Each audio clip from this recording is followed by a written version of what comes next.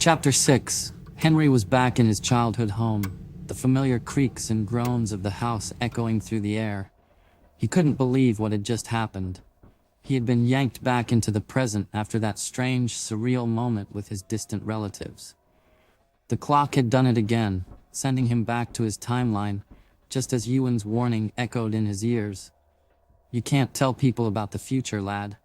That'll cause a ripple in time, and the curse will be fulfilled." The possibilities were endless. His heart raced as he thought about it. What could he do with the clock? What could he change? The weight of it all pressed down on him, and yet, something felt off, like there was something he hadn't fully grasped yet. But for now, the idea that he had the power to alter time filled his mind. Could he stop certain events from happening? Could he reverse mistakes? His mind spun with the endless scenarios as he lay in bed, staring at the ceiling. There was so much to think about, so much to explore, but the sense of responsibility, the burden, it was almost too much. He drifted off into a restless sleep, the ticking of the clock still echoing in his head.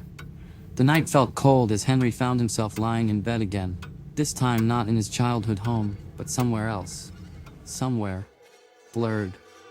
He couldn't make out the surroundings, but he could feel the familiar sense of being in his own bed. His body was completely still. He couldn't move his arms, his legs, not even his fingers. It was like sleep paralysis, but worse. He couldn't speak either. Only lay there, helpless, aware, but unable to do anything. A presence lingered by his side. Someone was there, reading softly. Henry tried to focus, to see who it was, but the blur of the dream only deepened. All he could do was hear the rustling of pages. The more he strained against the stillness of his body, the more that dark, unsettling feeling crept up his spine. Something wasn't right. Then, the air grew heavier. He could feel the weight of it, pressing on him like a thick fog. He wasn't alone anymore. There was someone else in the room with him. The hairs on the back of his neck stood on end as the feeling of something dark and evil washed over him. His heartbeat quickened, and he felt a cold sweat form on his brow. He tried to scream, tried to move, but it was like his body betrayed him. No matter how hard he tried, nothing would happen. He could only lay there, terrified, paralyzed. The darkness in the room grew, and then, from the corner of his eye, he saw it. A dark shadow figure, looming at the foot of his bed. It stood still, watching him. Henry could hear the soft, raspy breaths coming from it, deep, slow, and demonic. It was so close, just inches from him, but he couldn't move, couldn't cry out. His heart raced in his chest, pounding in his ears as the air became thicker. Then, in a swift motion, the shadow figure reached out and grabbed both of his ankles. The cold touch sent an icy shock up his legs. The grip was firm, pulling him toward the edge of the bed. Henry tried to fight back, but it was no use. The shadow pulled harder, dragging him. He could feel his body, his very soul, being ripped away from the comfort of the bed. His stomach churned with fear, but his body was still locked in place. It was as if time itself had stopped. He couldn't move, couldn't even breathe properly. Just as the figure was about to pull him over the edge of the bed, the grip released, and Henry was shot awake with a gasp. He was back in his present-day bed, his chest heaving, his body drenched in sweat. Henry lay still in bed, the remnants of the dream lingering in his mind like a fog he couldn't clear. His heart still raced, but the room was quiet now. No shadows loomed, no cold breath haunted him. He felt the weight of the strange paralysis lift as he rubbed his face, trying to make sense of it. He had experienced sleep paralysis before, but this time, it had been different. This time, he hadn't been in the same room he was used to. It was as if he had been somewhere completely foreign, a place that didn't belong to any of his memories. He rubbed his temples, trying to focus. That's when his mind wandered back to the clock. The power it held, the chimes that guided him through time.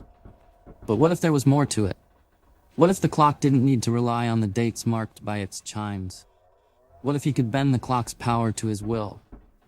He sat up in bed, his thoughts swirling around like a whirlwind. What if I could travel back further? He thought about what Ewan had said. The clock was made from the sacred tree, the one his ancestors had vowed to protect. What if he could travel to a time before the tree was cut down, before the grove was threatened? Henry swung his legs over the side of the bed and stood up, his mind racing. He glanced at the clock on the wall. It seemed so innocent, just sitting there, its brass face gleaming in the dim light of his childhood home. But he knew it was anything but ordinary. It was a key to unlocking the past, and maybe even shaping it. He walked over to the clock, his fingers tracing the cool metal. He thought about the weights, how they shifted and clicked when he adjusted them. What if there was more to it than just time? What if the weights could be adjusted to control how far back he could go? Henry's mind was already racing with possibilities. If the clock had been designed to take him to a specific point in time, perhaps he could alter it to give him more control. But how? What could he change? He picked up the clock's weights, examining them. Maybe I can add more weight, he thought. He looked at the intricate mechanism of the clock, pondering how much more it could take before it malfunctioned. He didn't care. He needed answers. He began to adjust the weights, carefully adding one more, then two. He adjusted the dials with precision, each turn feeling like he was unlocking something deeper within the machine. He held his breath as he made the final adjustment. The clock chimed, and then, just like before, the world began to warp and twist around him. The room blurred, the familiar sights of his childhood home disappearing into the ether. Henry felt his stomach flip as the pressure of time itself pulled at him, dragging him back through centuries. This time, there was no vague blur, no distorted flash. He was pulled farther back, much farther than before. Henry's breath caught in his throat as he found himself standing in the midst of a dense, misty forest. The air was thick with the smell of earth and ancient trees, the wind whispering through the leaves like a secret. The ground beneath his feet was soft, and the forest felt alive, as though the very land was breathing with him. He stood on a path of stone, worn down by centuries of use. Ahead of him, in a clearing, a group of people gathered around a great fire. His heart pounded in his chest as he stepped closer, careful not to disturb the stillness of the air. These were his ancestors, the keepers of the sacred grove. The people were clad in simple, yet ceremonial garments. Some wore cloaks woven from animal hides, others draped in robes of deep green, symbolic of the forest's power. In the center of the gathering stood a tall figure, one who seemed to radiate an ancient power, his hands raised toward the heavens. He was leading a ritual, chanting words Henry couldn't understand, his voice resonating through the trees. The fire crackled, throwing shadows across their faces. Around the fire, the people moved in sync, performing a dance, one that was both primal and spiritual, connected to the earth beneath them and the sky above. Henry stood frozen, feeling the weight of the moment.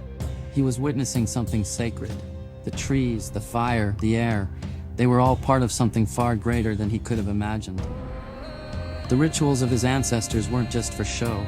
They were an invocation, a plea for balance with the earth, the sacred grove, and the spirit of the Sea. The druidic chants were meant to protect, to guide, and to honor the powerful forces that lived in these woods. The sound of a flute echoed through the trees, its melody haunting and beautiful. A woman stepped forward, her face illuminated by the firelight, her eyes distant and wise. She held an instrument in her hands, a harp, its strings glowing softly in the dark. She began to play, the notes intertwining with the chants, adding a layer of magic to the air. Henry could feel the energy in the air shift as the music filled the space around him. He had no idea what they were doing, but he knew that this was a ritual of immense power. It was at that moment that Henry realized the true depth of the power his ancestors had wielded. The tree, the grove, the magic, it all connected in ways he could never have imagined. The Sea were not just spirits, they were protectors, guardians of the ancient lands that his family had sworn to protect. Henry's heart raced as he watched the ritual unfold. The flame, the harp, the dancers, everything seemed to pulse with an ancient rhythm. And for the first time, he understood that this was the power that had been passed down through generations, hidden in the clock that had brought him here. As the ritual reached its peak, the woman with the harp began to sing, her voice carrying across the forest like a wind that had traveled centuries to reach him. Her song was one of longing and strength, a connection to the past and the future. Henry knew then that he wasn't just witnessing history. he was a part of it.